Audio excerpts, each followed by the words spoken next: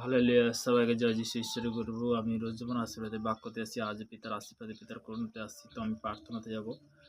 সর্বশক্তিমান ঈশ্বর পিতা, তোমার মহানামে ধন্যবাদ করি পিতা, স্বর্গপিতা সিংহাসন পিতার পাদে তোমার চরণ ধরে প্রভু। আজকের যে আসতে পেরেছি তোমাকে অসংখ্য ধন্যবাদ করি পিতা। আজকের দিনটা দেখার জন্য তোমাকে অসংখ্য ধন্যবাদ করি পিতা। যদি আজকে এই বাক্য ভোজন হয়েছে তুমি তো বলবে আমি তো না প্রভু। এই প্রার্থনা সে নাসরাতে প্রভু যীশু খ্রিস্টের নাম থেকে জানাবো আমার নামে। তো তেমনি বাক্যতে যাব। হিতবোদেশ তার 24 অধ্যায় 16 পদে প্রভুর বাক্য এখানে বলছে, কেননা ধার্মিক 7 বার পরে আবার উঠে, কিন্তু দুষ্টু তার পতিত পাতে নিহত হইবে।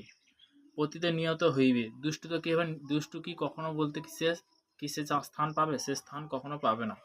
কেননা যে পরমেশ্বর পিতাকে ভালোবাসে, যে ঈশ্বরকে ভালোবাসে, ঈশ্বর তাকে হাত ধরে কি উঠাবে না উঠাবেনি? তো তেমনি বলতে কি আমরা যখন দুষ্টতা মানে আত্মার মধ্যে যখন আসে তখন বলতে কি বিভিন্ন ভাবে শয়তান কি আটাক করে। তো তেমনি তার থেকে সব পিতা পরমেশ্বরকে উচ্চ স্তরে কি আমাদেরকে উঠিয়ে নিয়ে আসে। তো কেননা কেন বলছে, কেন ধার্মিক 7 বার পড়িলেও আবার উঠিবে। ধার্মিক 7 বার পড়িলেও আবার উঠিবে, কিন্তু দুষ্টতার ভিনিষ্টপাতে নিপীড়িত হইবে। তো ভিনিষ্টপাতে নিপীড়িত হইবে। দুষ্টু কখনো বলতে কি সে আপনা আপ চলে যাবে। আমরা যখন প্রার্থনা চলাকালীন অনেক সময় প্রার্থনা করার সময় অনেক সময় শয়তান বিভিন্ন দিকে আটাক করে যাতে না ও প্রার্থনা করে। তো তেমনি বলতে কি সেই প্রার্থনা থেকে আমাদের কি করে? উদ্ধার করে। তো তেমনি বলতে কি কখন? যখন বলতে কি তার কাছে বারবার আমরা যখন হাঁটু কাঁপিতে হবো, তাই না? তো তেমনি বলতে কি প্রার্থনাতে যাব।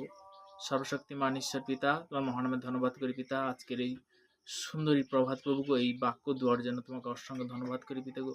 পিতা গো, আমার ভারতবর্ষ বিভিন্ন প্রান্তে যে সকল সন্তানরা দেশ বিদেশের মধ্যে কাজের মধ্যে গভর্নমেন্ট জবের মধ্যে রয়েছে পিতা গো, তাদের জন্য প্রার্থনা করছি তাই তুমি সুরক্ষিত রাখো প্রভু গো। প্রভু গো, আজকের বিশেষ করে প্রভু গো তোমার চরণতলে যে আসতে পেরেছি তোমাকে মহানামে ধন্যবাদ করি পিতা গো। এই প্রার্থনা সেই রাজাদের রাজা মহান যিশু খ্রিস্টের নাম থেকে জানাম, আমেন আমেন। সবাইকে জয় যিশু।